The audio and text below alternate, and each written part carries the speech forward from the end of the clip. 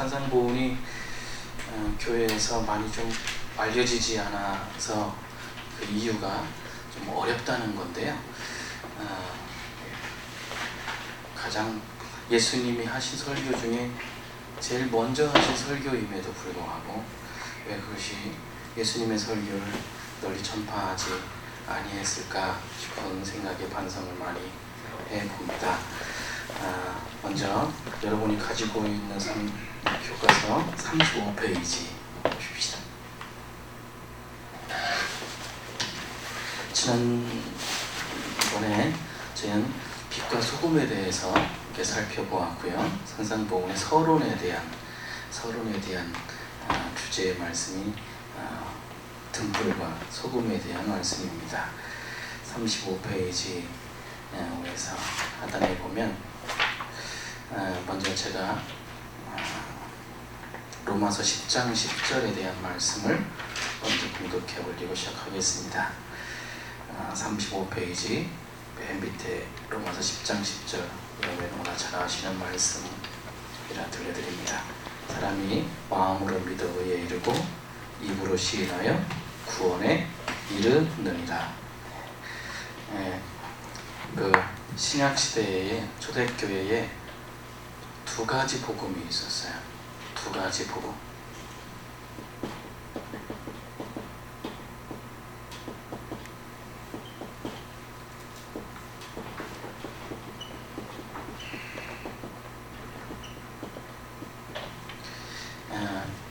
율법적 복음과 자유의 복음이 있었습니다. 아니 복음이면 복음이지 무슨 율법적 복음이 있고 자유의 복음이 있나?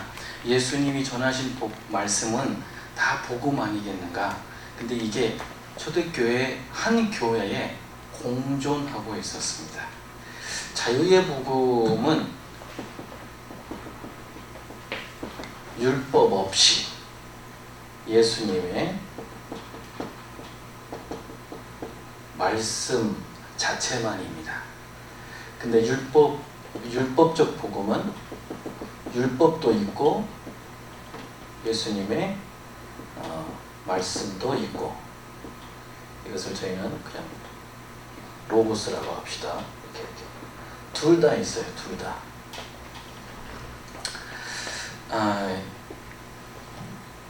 사도 바울 서신은 바로 이 문제 때문에 상당히 고민을 많이 하고 초대교회 고민을 많이 합니다. 이것은 산상보훈의 이 부분은 핵심입니다. 자, 자유의 복음은 뭐냐? 율법은 안 지켜도 된다. 예수님의 말씀만 지키자. 이건 당연히 너무나 쉽겠죠. 율법적 복음은 뭐냐? 1번은 이렇습니다. 1번 예수님의 말씀을 예수님의 복음을 믿고 지키자. 이거는 예수님의 말씀은 믿음으로 되어지는 거고 율법은 행함으로 되어지는 겁니다. 자, 예수님의 말씀 주님께서 믿으면 된다고 했어. 이제 믿기만 하라고 그래서 믿자. 그런데 구약에 하나님께서 우리에게 계명을 내려주시지 아니했느냐? 율법의 전통을 계속 지키고 순종하고 율법을 수행해왔던 유대인들은 예수를 믿었어도 이 율법을 지켜야 되겠는 거예요. 그러니까 예수도 믿고 율법도 지켜야 된다라고 하는 것 때문에 한 예로 이 아래 거는 문제가 안 되네요. 자유의 복음은 여러분들 지금 현재 믿고 있는 복음이니까 문제가 안 되지만 한 예로 예수님의 말씀을 우리 믿음으로 구원받는다 플러스 율법으로는 할례를 받아야 된다라든지 구약의 제사를 지켜야 된다든지 양을 바쳐야 된다고 한다든지 그 다음에 음식 문제.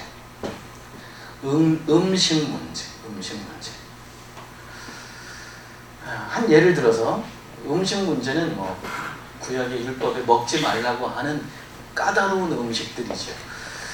그 음식들을 먹어도 되냐, 먹지 말아야 되느냐라고 하는 것이 초대교회의 상당한 이슈였었습니다. 그리고 먹든지 마시든지 뭐라고요? 여러분? 먹든지 마시든지 오직 하나님의 영광을 위해서 하라. 자, 먹든지 마시든지 뭐라고요? 하나님의 이게 영광이라고 그랬어요. 이게 초대교회 상당한 이슈였었어요. 자, 한 예를 들어 보십시다.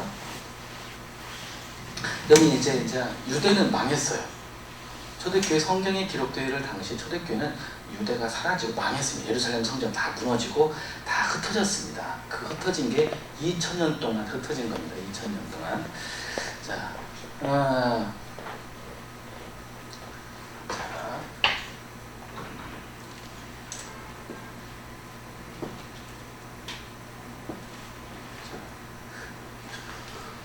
이게 뭐처럼 보이세요? 제단이라고 칩시다. 제단. 이들이 흩어져서 아테네 신전 등에 아침마다 제사를 지냅니다. 여러분 오늘날도 뭐 북한산이나 어디 저희는 이제 삼각산에 기도하러 아침에 내려다 보면 또 새벽에 제사를 지내는지 제사 음식들을 차려놓은 뭐 고목나무 밑에 음식 차려놓은 것을 가끔 보게 되면 저희는 가끔 발로 뻥뻥 차고 내려오고 행패 부리고 내려오기도 하는데 말이죠. 음식을 차려놓습니다. 여기에 온갖 음식들과 떡들을 진설을 합니다. 아테네 신전에 말이죠. 신전에. 근데 이 떡들을 아침에 제사 다 끝나면 시장에 가난한 사람들이 이 떡들을 모아서 시장에 팝니다. 시장에 팔아요. 그것을 우리 가난한 사람들은 사서 먹는 거예요. 자, 이 시장에서 산 떡을 집에 쟁여놨습니다. 집에 쟁여놨어요. 그리고 손님 오시면 드리는 거예요. 근데 누가 방문을 하느냐? 아예 교회 목사님이 방문을 하셨네. 사도 바울이 방문을 하네. 야고보가 방문을 하네. 그럼 귀한 손님이 오셨으면 떡을 내놓을까요? 안 내놓을까요? 당연히 내놓죠. 그러면 이제 초대교회에 이게 문제가 됐었어요. 그걸 제사떡인데 먹어야 되느냐 말아야 되느냐. 근데 거기 성경에는 제사떡이라고 나와 있지 않아요. 그냥 떡을 먹어야 됩니까? 말아야 됩니까? 근데 그게 바로 이러한 역사적인 배경 속에서 신전에 바쳐진 떡들을 가난한 사람들이 시장에 파는 걸 사서 집에다가 놓고 교회 손님들 오시면 드리는 거예요. 자, 이 떡을 여러분 먹어야 될까요? 안 먹어야 될까요? 여러분들은 아마 안 드실 거예요. 오늘날 우리 한국 사람들하고 정서가 좀 비슷합니다. 그죠? 비슷해요. 그 시골에 지금도 제주도나 해안가에서는 무당이 굿을 합니다. 그럼 엄청나게 많은 떡을, 근데 우리 할머니들은 그걸 거기 싸갖고 오세요. 싸갖고 와서 집에다가 놓고 손님 오시면 드린단 말이죠. 목사님이 신방 갔는데 할머님이 그것을 내놓으셨어요. 이 떡이 뭔가를 목사님은 시골교회 목회하니까 너무나 잘 아세요. 그것을 먹고 싶지 않아요. 먹었다가는 체할 것 같아. 그리고 우리는 예수 그리스도의 이름으로 귀신아 물러가라. 그러면서 떡을 보고 귀신을 쫓기도 하고요. 그러기도 합니다.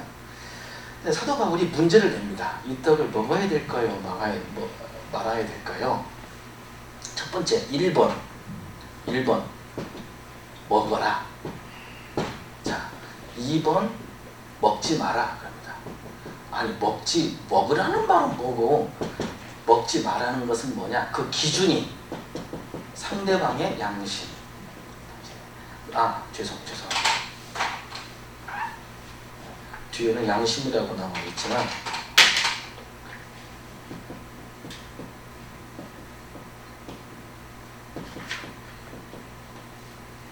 상대방의 마음이래요. 자, 목사님 떡 드세요 라고 하는데 그분은 제사떡인지도 알고, 그러나 지금 제사떡을 목사님께 드리는 이유가, 사도 바울에게 지금 드리는 이유가 그래도 손님 오셨으니까 그래도 음식이라도 대접하려고 선한 뜻에서 했잖아요. 내가 여기서 거절하면 내가 상처받아요? 할머니가 상처받아요? 그렇죠. 이것을 사도 바울은 따라서 더. 예. 이것을 먹는, 그래, 상대방의, 예, 할머니의 유익을 위해서, 그분의 마음을 위해서 네가 먹고 안 먹고는 율법적 복음에 의하면 거리끼는 게 있겠지만 네가 갖고 있는 율법의 기준이 아니라 상대방이 시험 드냐 안 드냐를 기준으로 삼아라 해서 그 할머니 앞에서 떡을 먹으라 그랬어. 그러면 먹지 마라 그랬어. 먹지 마라. 그럼 어느 경우에 먹지 마라고 사도 바울이 얘기했는지 기억하는 분 계세요? 어느 경우에 먹지 마라고 하냐면, 자 근데 신방을 왔는데 구역장님이 따라왔네. 구역장님은 요거 의식을 가지고 있어요. 율법적 복음 의식을 가지고 있어요. 저 제사떡인데 제사떡인데 먹으면 안 되는데, 아무튼 고리타분한 아주 보수적인 신앙을 갖고 있어요. 그래서 이제 대접을 해주셨는데, 내가 이것을 먹으면 누가 시험 들까요? 구역장이 시험 드는 거예요. 그래서 나는 먹을 수도 있고 안 먹을 수도 있지만 내 선택, 나의 선택을 중요시 여기지 말고 내가 먹음으로 인해서 시험들 사람이 있으면 그러면 먹지 말아요. 이것도 판단의 기준이 나의 양심이에요? 상대방의 마음에. 그래서 사도 바울은 덕을 중요시해요. 오직 덕을 끼치기 위하여, 상대방의 유익을 끼치기 위해서 먹든지 마시든지 하나님의 영광을 위해서 해라. 너의 율법적 복음 의식이 기준이 아니라, 초대교회는 막 할례를 받아야 된다 라고까지도 막 강요합니다. 사도 바울은 디모데전서라든지 로마서라든지 이 부분에 대해서 철저하게 깨뜨립니다. 예. 초대교회는요 주일날 예배드리지 않았어요. 예. 주일날 예배드리지 않고 일주일에 주일 예배를 몇 번 드렸냐면 2번 드렸어요. 2번. 언제 예배를 드렸냐면, 첫 번째, 우리는 주일날 예배, 지금 주일날이면 첫째 날이에요? 일곱째 날이에요? 모르겠죠? 예. 성경은 안식 후 첫날이야. 안식 후 첫날. 예. 안식일이 다 지났어요. 안식일이 지났으니까 안식일이면 맨 7일, 맨 끝날이야. 끝날. 근데 첫날이니까 주일은 첫 번째 날이에요. 근데 초대교회는 주일날 예배 안 드리고, 이 주일날은 예배 드렸지. 또 언제 드렸냐면 안식일 날도 예배를 드렸어요. 토요일날. 왜 그랬을까요? 시험 드니까. 여태 계속해서 유대인들은 안식일을 지켰을 거 아니야. 토요일날 제사 지내고 예배 드리고 그들도 존중하고, 그래서 토요일날 여태껏 유대인들이 율법적 복음 의식을 가지고 믿고 살아온 유대인들도 같이 예배 드릴 수 있는 날은 안식일밖에 없어요. 그리고 얘네 율법적 복음 의식에 빠진 애들은 그 다음날 주일날만 되면 딴 데로 빠져요. 출근해야 되니까. 근데 온전히 예수님의 자유의 복음, 즉 율법 안 지켜도 된다, 제사 안 지내도 된다, 그렇게 할례 안 해도 된다, 그렇게 자유롭게 복음을 전하는 자유의 복음을 지키는 사람들은 안식일날도 예배드리지만, 이 사람들은 그 다음날인 주일날도 남아서 예배를 드립니다.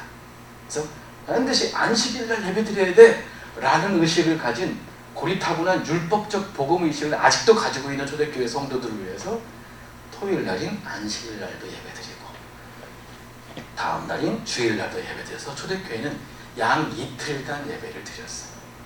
그런데 정착 시대가 헬라화되어지고 헬라가 다스리는 세계가 커지고 유대인들의 영향력이 좁아지고 또 초대교회 이방인 크리스천들이 더 많아지고, 율법적 복음을 가진 이들의 파워가 약화되자 점차 안식일날 예배드리는 숫자가 줄어들고 주일날 예배드리게 된 전통이 오늘날까지 가게 된 것.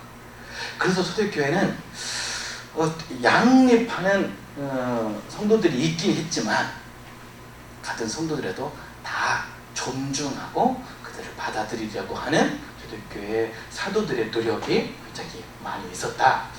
그 중에 하나가 오늘 제가 여러분들이 읽어드린 이 말씀입니다. 사람이 마음으로 믿어 의에 이르고 입으로 신하여.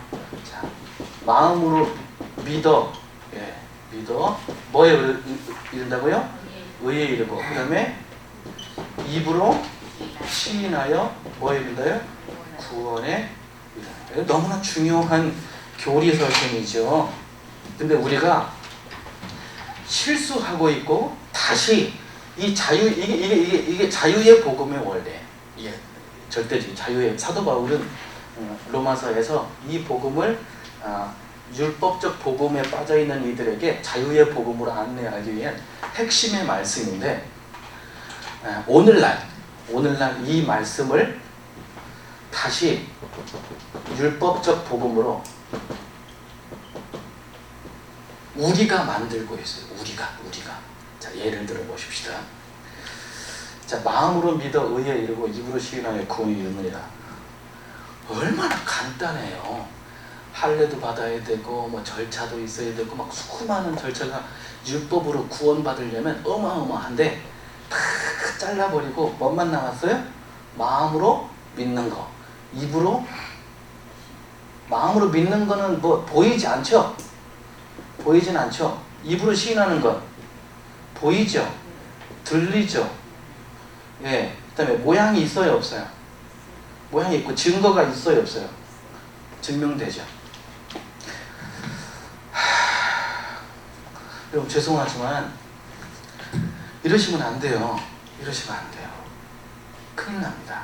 한 예로 들어서 목사님 신방 좀 와주세요. 저희 아버님이 그동안 교회도 안 다니고 그러시면 친정 아버님이 다 돌아가시게 생겼어요. 임종 예배 좀 드려주세요. 그래서 교회 잘 믿는 권사님이지만 친정 아버님은 교회 안 다니셔서 돌아가시게 생겨서 목사님이 가셨어. 다 돌아가시게 생기고 막 그 숨이 가닥가닥 하는데 목사님이 앉아갖고 이걸 하시는 거야. 예, 막 간단한 5분 메시지를, 구원의 메시지를 전해드리고 있어. 아니, 교회를 다녀봤어요. 성경을 들어봤어요. 예수에 대해서 들어보지도 않았는데 아무튼 5분 메시지를 전해야 돼. 아무튼 교육 받았으니까. 그냥 마음에까지 들어가야 되니까. 근데 그래, 마음에 들리고 안 들리고는 우리는 확인할 바가 없으니까 두 번째, 입으로 시인하는 거는 꼭 확인을 받고 싶어요. 증거를 내보시고 이게 아멘 하시면 눈이라도 깜빡이셔요. 그러면 손이라도 그러면 제 말이 틀려요, 안 맞아요? 꼭 뭔가를 받아내고 싶어 하세요. 그러면 그분이 뭘 하시겠어요? 그리고 반대로 아무것도 안 했어. 그리고 돌아가셨어요. 그러면 누가 시험 들어요? 권사님이 시험 들어요. 왜냐면 증거를 못 받아요. 아무 눈도 안 깜빡여요. 그리고 자기가 불효자라. 막 낙심해요, 권사님들이. 아니에요. 어떠한 행위도 넣어서는 안 돼요. 입으로 깜빡이고 눈으로 깜빡이고 그런 것조차 절대로 율법화해서는 안 되는 거예요. 뭔 말씀인지 아세요? 이걸 해야만 입으로 시인해야만 구원받을 수 있다라고 하는 것도 주님이 자유의 복음으로 다 필요 없다 예수님이 그러셔갖고 자유의 복음을 만들어 놨건만 우리는 이거 입으로 시인해야 눈을 깜빡여야만 이라고 하는 것으로 구원받았느니 안 받았느니로 우리는 그것을 결정한다.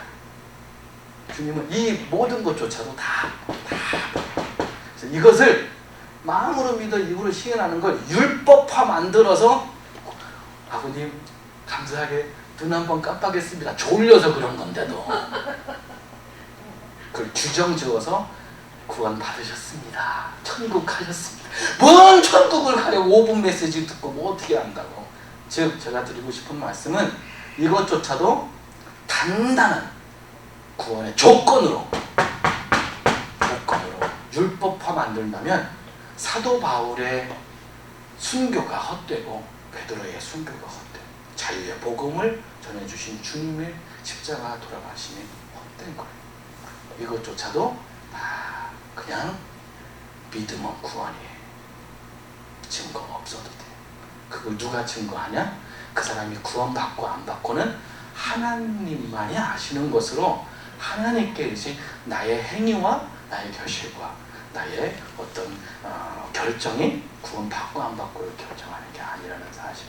예, 그거예요. 거기에 대한 설명들이 있는데 36페이지 바울 서신에 이와 같은 말씀들을 한 걸 세번역이나 저의 말이 한마디도 토지도 안 들어가고 성경만 그대로 거기 한번 읽어보십시오. 36페이지 찐한 글씨 시작.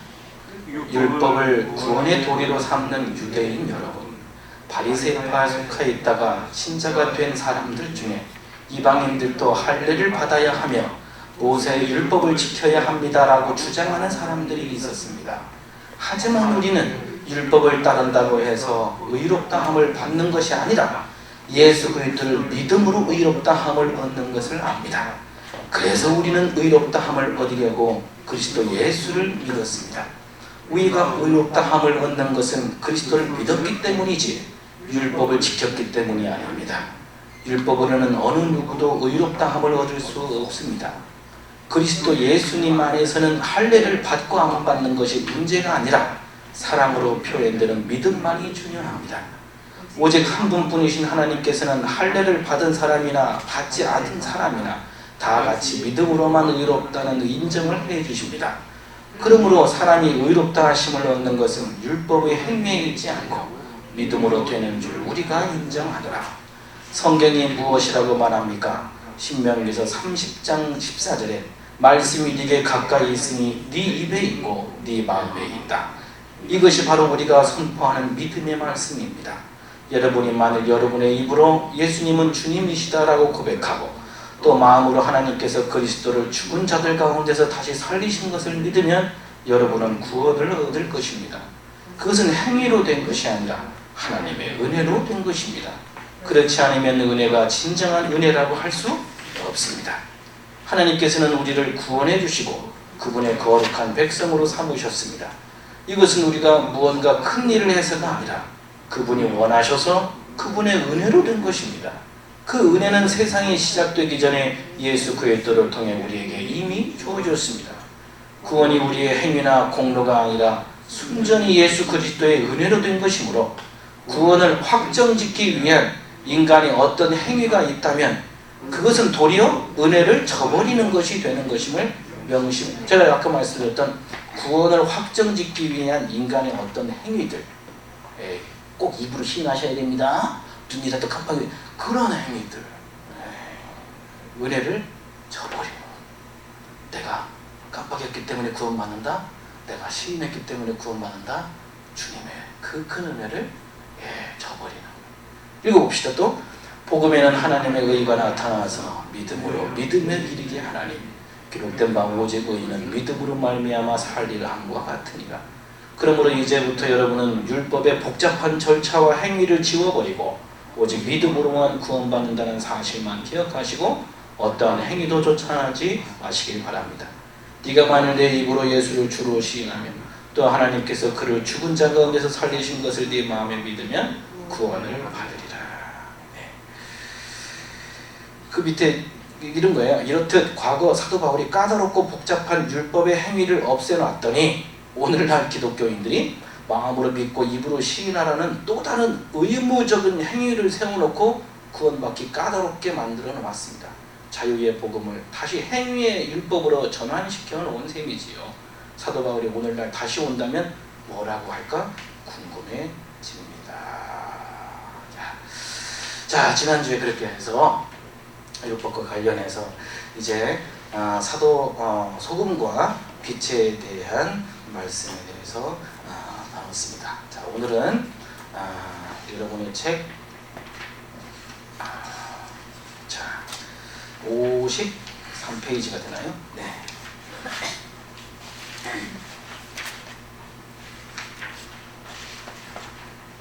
54페이지 본문 한번 다 같이 한번 54페이지 성경 공부 살인하지 말라. 이제 예수님이 예를 들어 말씀하시고 본문 다 같이 한번 읽어봅니다. 옛 사람에게 말한 바 살인하지 말라. 누구든지 자기 앞에 심판을 받으리라. 나는 저희에게 이에게 노하는 자마다 심판을 받고 이제를 대하여 사랑하는 자를 공의에 잡히가게 되고 미련한 자는 불의 들어가게 되고 그러므로 예물을 세상에 드리려면 거기서 내 형제에게 원망을 하는 일이 있습니다.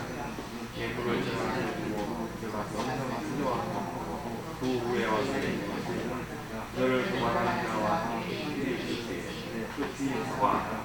그 도발하는 자가 너를 정상에 이르고 세상에 이르고 목에 간접하여 진실로 내가 이르고 그리고 한편으로 저항하는 것이 같은 것을 거기서 나오고 먼저 이제 살인하지 말라, 그 다음에 간음하지 말라, 맹세하지 말라, 그 다음에 율법이 6가지가 나오는데 다 같은 프레임입니다. 같은 구조예요. 처음에는 율법의 옛 계명에 이렇게 나왔지, 율법을 제시합니다. 그 다음에 예수님의 입장을 간단하게 먼저 율법에 나와 있지만 나는 이렇게 말한다. 예수님의 입장을 표명합니다. 그리고 그것을 풀이합니다. 왜 내가 이 입장을 얘기하는지 풀이를 해 주십니다. 이것은 똑같은 패턴으로 돌아갑니다. 자, 그럼 살인하지 말라. 자,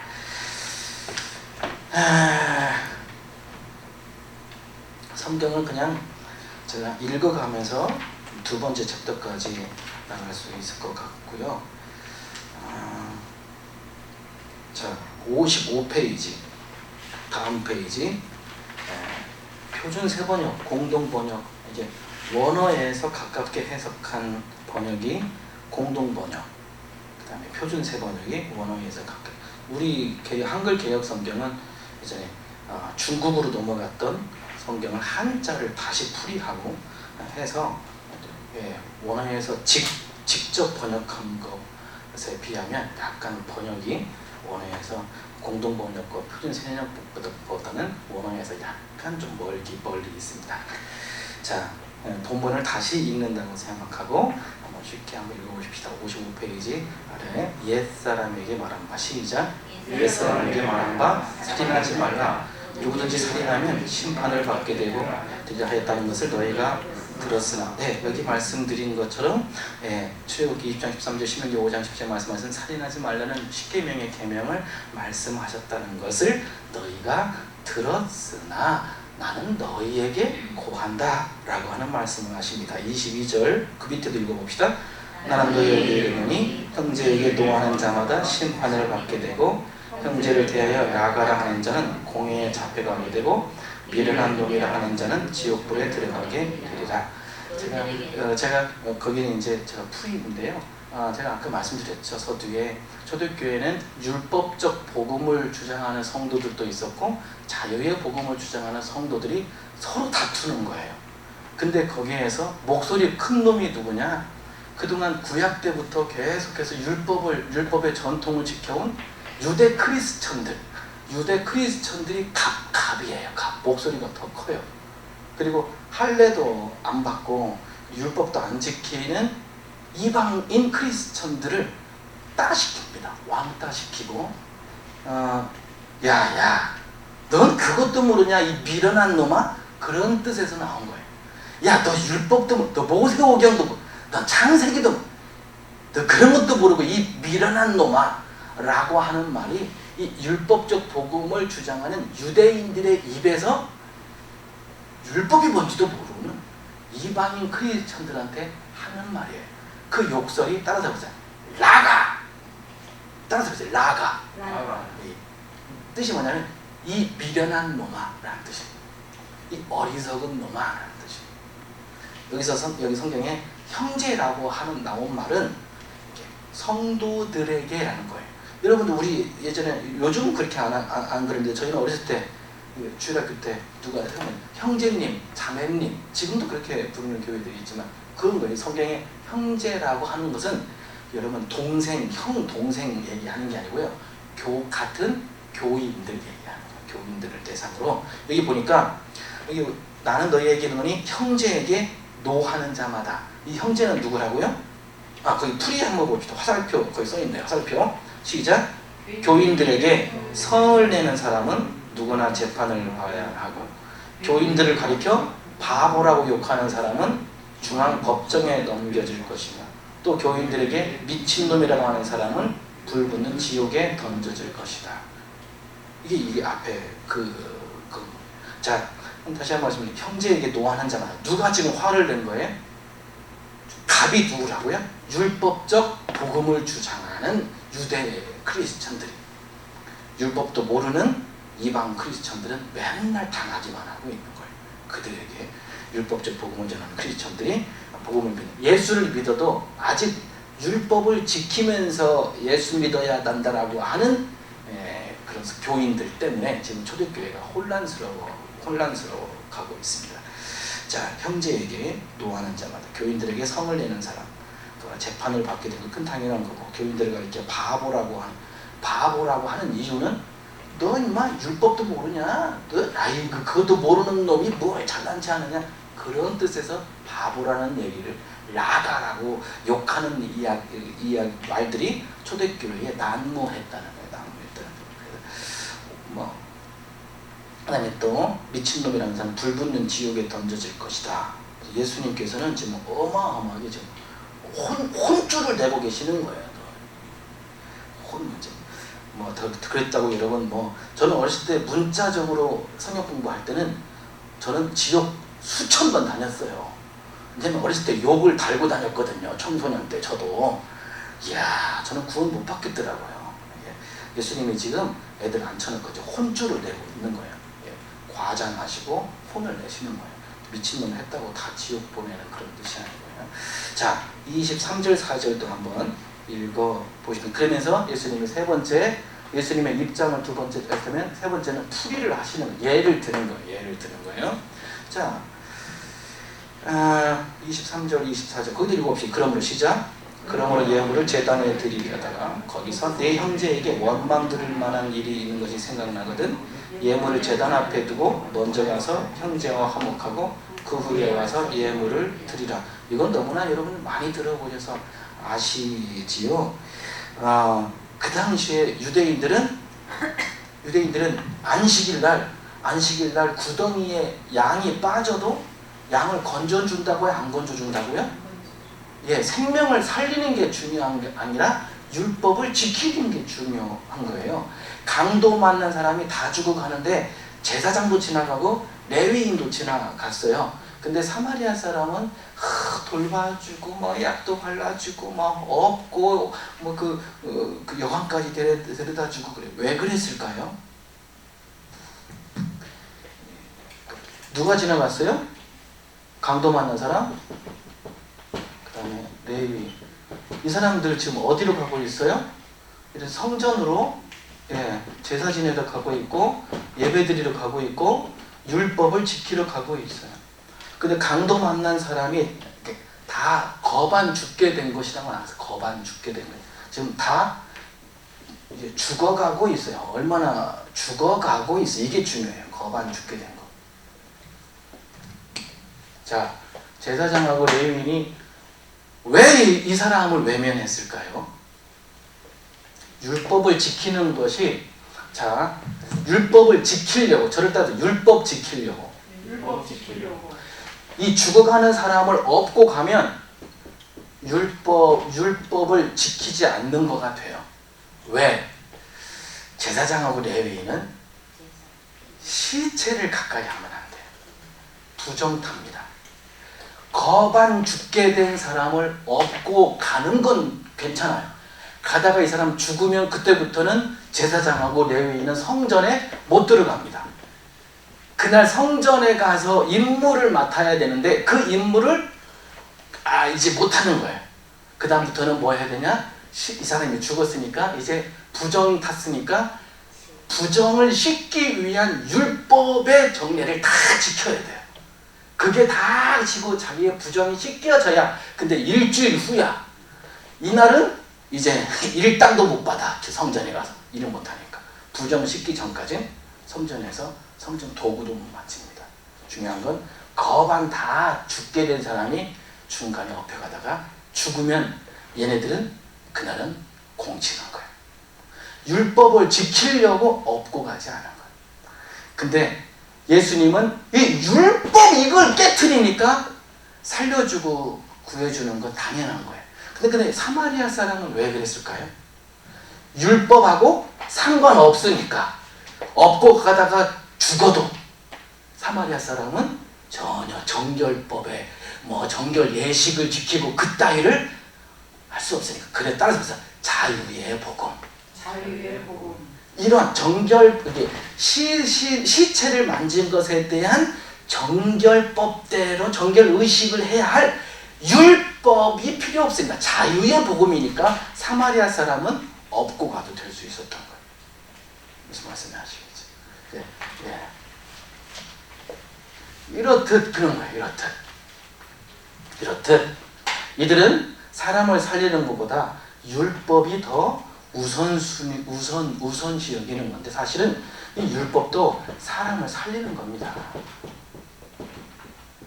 여러분들 사람보다 율법을 우선시하는 건 아니고 율법 자체가 부모를 공경하고 형제들 이웃을 사랑하고 그게 다 들어있어요. 그러니까 오해하면 안 되는데 이 부분을 읽으면서 몇 가지 오해를 풀려고 해요. 예물을 제단에 드리려다가 거기서 내 형제에게 원망 들을 만한 있는 일이 생각나거든. 자, 그 다음에 풀이를 먼저 그 다음에 화살표 풀이를 읽어봅시다. 시작. 그러므로 제단에 예물을 드리려 할 때에 너에게 원한을 품고 있는 교회의 형제가 생각나거든. 그 예물을 제단 앞에 두고 먼저 그를 찾아가 화해하고 나서 돌아와 예물을 드리라. 이 부분은요 끊어서 읽을 필요 없어요. 앞에 문단에서 읽었으니까 그대로 이어지는 거예요. 자, 앞에 문단에서 나에게 원망 들을 만한 나를 원망하는 사람이 있어. 나를 원망하는 사람이 있어. 나를 왜 원망해요? 앞에 구절에서 했잖아요. 내가 이런 나가야 이런 미친놈아 이 미련한 놈아 내가 했어요 안 했어요? 앞에 구절에서 했잖아요. 네. 그리고 하고도 예배 시간에 성전에 이렇게 한단 말이에요. 근데 거기 이 사람이 누구야? 같은 교회 성도란 말이에요. 같이 하나님께 예배를 드리는데 너는 그 성도한테 미련한 놈이라고 욕을 했지? 그럼 저 뒤에 너에게 욕먹은 미련한 놈이라고 욕먹은 저 성도는 얼마나 가슴 아프게 한 분 하나님께 지금 가슴 아프게 예배를 드리고 있지 않아요. 한 분 하나님이 이 자식 새끼들이 그러고 있는 것을 보고 이 예물이 1000만 원이든 억이든 받고 싶지 않은 받으시겠느냐? 아니. 그런 거예요. 앞에 뭐라고 욕했다고요? 나가라고. 누구에게? 같은 성도에게 그랬다는 거예요. 그래서 원망 들을 만한 일이 생각나거든. 그에게 먼저 화해하고 와서 돌아와서 예물을 드려라. 네. 그 다음에 25절. 시작. 너를 고발하는 자와 함께 길에 있을 때에 급히 사과하라. 그 고발하는 자가 너를 재판관에 내어주고 재판관이 옥리에게 내어주어 옥에 가둘까 염려하라. 그 풀이도 읽어봅시다. 너를 고소하는 사람과 함께 법정으로 갈 때, 자, 왜 고소할까요? 따라서 보세요. 명예훼손. 네, 명예훼손. 따라서 모욕죄. 그런 이상한 말을 들어서 욕을 요즘은 그 욕하면 대중들한테 욕하면 요새 모욕죄로 신고할 수 있습니다. 30만 원, 40만 원이 벌금이죠. 요즘 우리가 바뀌었어요. 그런 거예요. 너 그걸로 너 교회에서 그냥 다투고 있어. 너한테 상처받은 사람이 이제는 그 사람이 너를 고발할 거다, 고소할 거다. 너 그 사람이 너 그러면 길에 갈 때에 너 빨리 그 사람하고 화해해라. 왜냐면 화가 덜 풀려서 너한테 모욕을 당해서 신고하러 지금 간다. 자, 너한테 모욕을 당해서 신고하러 가는데 너 빨리 가서 화해해라. 잘못했습니다. 빨리 해라. 안 그러면 이 사람이 누구한테까지 간다고? 파출소까지 가고 그 다음에 또 서대문 경찰서까지 가고 그 다음에 검찰까지 가고 판사 앞까지 가고 그리고 교도소 감옥에 형리까지 간다 이거야. 그 얘기가 여기 써 있어요. 너를 고소하는 사람. 시작. 너를 고소하는 사람과 함께 법정에 갈 때에 도중에 얼른 그와 화해하도록 하여라. 그렇지 않으면 고소하는 사람이 너를 재판관에게 넘겨주고 재판관은 형무소 관리에게 넘겨주어 그가 너를 감옥에 집어넣을 것이다. 네, 빨리 화해하라는 거예요. 자, 26절 읽어봅니다. 시작. 진실로 내게 이르노니 네가 한 푼이라도 남김없이 다 갚기 전에는 결코 거기서 나오지 못하리라.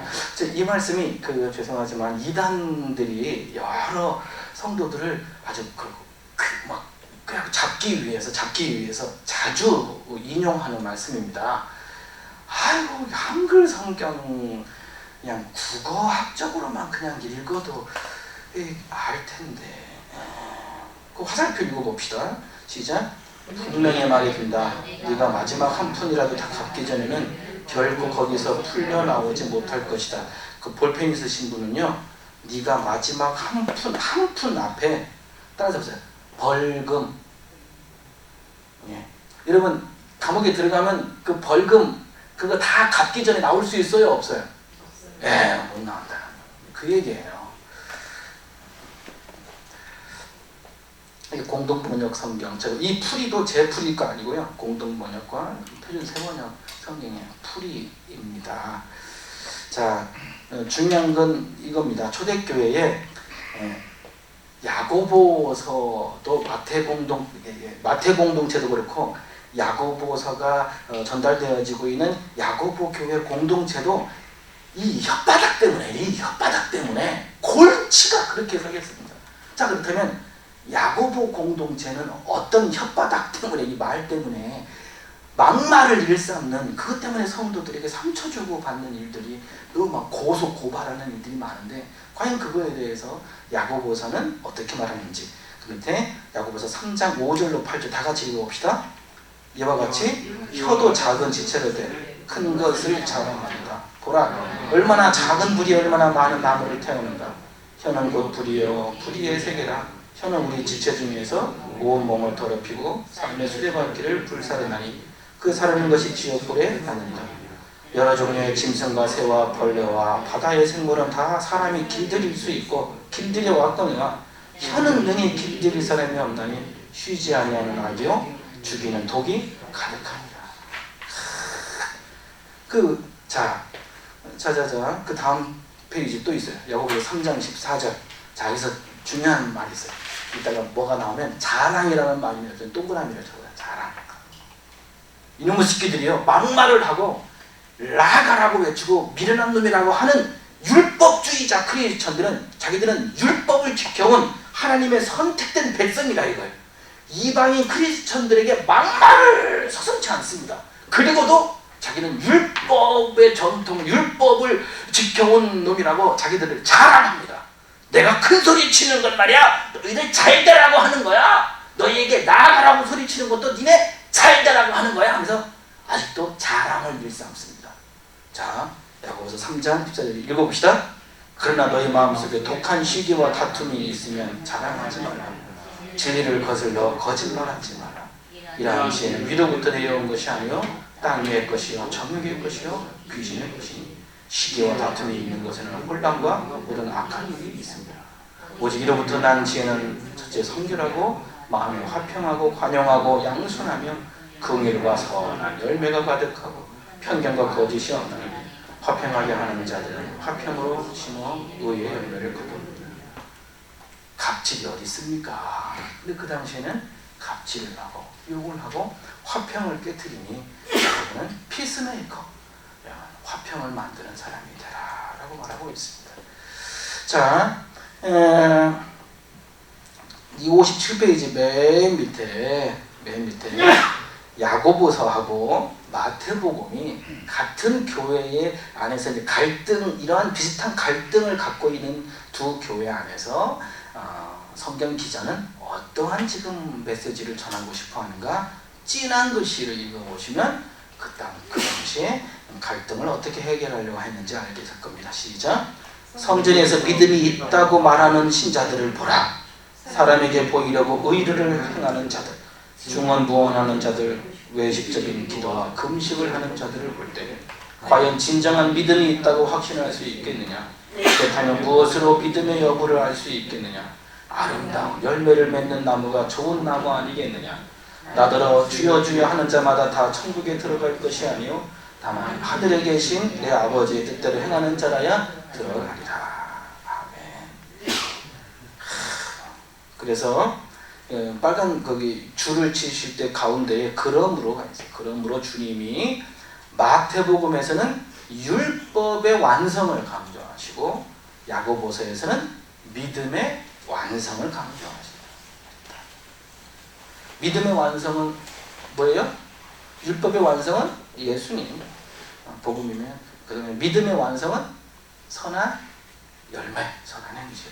야고보서는 그렇게 정리하고 있습니다. 자, 그렇다면 이야기식으로 제가 풀었습니다. 이야기식으로 살인하지 말라는 계명이 주는 메시지를 현대어 성경으로 쭉 풀이를 해드렸습니다. 한번 쭉 읽으면 이게 무슨 뜻인지 알겠구나 이런 거예요. 너희는 율법에 살인하지 말라는 계명을 들었으나 난 형제에게 욕을 하고 나가라 하는 자도 나는 지옥불에 떨어뜨리라 나는 그런 말 할 수 있다. 예수님이 그러시는 거예요. 쉽게 말씀드려서 하나님 아버지께서 욕을 해도 되니 마음에 상처를 줘도 되니 그냥 네 혀의 말로 사람의 마음을 칼로 찌르도 숙여도 좋으니 사람만 안 죽이면 된다는 의미로 살인하지 말라는 계명을 주셨겠느냐. 이거예요. 이게 핵심이에요. 무슨 말씀인지 아시겠죠? 그게 핵심. 신한 것이 아니라 다 같이 봅시다. 시작. 살인하지 말라. 누구든지 살인하면 심판을 받게 되리라는 옛 계명을 다 지켰다고 말하는 유대인들아, 칼로 사람을 찔러야만 살인이 아니라 말로써 사람의 마음을 찌르는 것도 살인이나 매한가지다. 너희들은 너희 입으로는 무시하고 상처 주는 말로 상처를 준다. 그 예로 같은 교회 식구들에게 라가, 즉 이 바보 같은 놈아, 이 어리석은 놈아라는 욕설을 서슴지 않는다. 이런 사람은 심판을 받게 되고 미련한 놈이라 하는 자는 지옥불에 들어가게 될 것이다. 성전에 예물을 드리는 것을 내 아버지께서 기뻐하실 줄 생각하느냐? 하늘 아버지께서는 너희가 예물을 제단 앞에 두고 먼저 가서 너로 인해 상처받은 사람들과 화해하고 그 후에 와서 예물을 드리는 것을 기뻐하신다. 내 아버지께서는 욕설과 무시와 상처 주는 말은 마음껏 해도 되니 살인만 저지르지 말라고 살인하지 말라는 계명을 주신 게 아니다. 악한 말, 무서운 말, 무시하는 말을 하는 것도 사람을 죽이는 것과 같다. 상식적으로 생각해 보아라. 너를 고소하는 사람과 함께 법정으로 갈 때에 도중에 얼른 그와 화해하려고 하지 않겠느냐? 그렇지 않으면 고소하는 사람이 너를 재판관에게 넘겨주고 재판관은 형무소 관리에게 넘겨주어서 그가 너를 감옥에 집어넣을 것이 아니냐? 분명 네가 감옥에 들어가면 벌금의 마지막 한 푼까지 다 갚기 전에는 결코 거기에서 풀려나오지 못할 것이다. 세상도 이러한데 교회 내 형제 자매들에겐 왜 그렇게 함부로 말하느냐? 그러니 항상 선하고 화목한 말로 사람들에게 덕을 끼쳐 다툼이 없게 하고 너희 말로 상처받은 사람들이 없도록 하여라. 그것이 살인하지 말라는 계명을 참으로 지키는 것이다. 율법이 잘못된 게 아니라 예수님은 율법이 잘못된 게 아니라 율법을 지키는 너희들의 행위가 잘못됐다고 하시면서 예수님이 율법을 이렇게 말씀하시니 이게 율법을 완성하시는 게 아니고 뭐냐는 말씀입니다. 예수님의 율법 완성의 방법이 너무나 멋있지 않습니까? 예, 잠깐 쉬었다가 다음 강의 들어가겠습니다.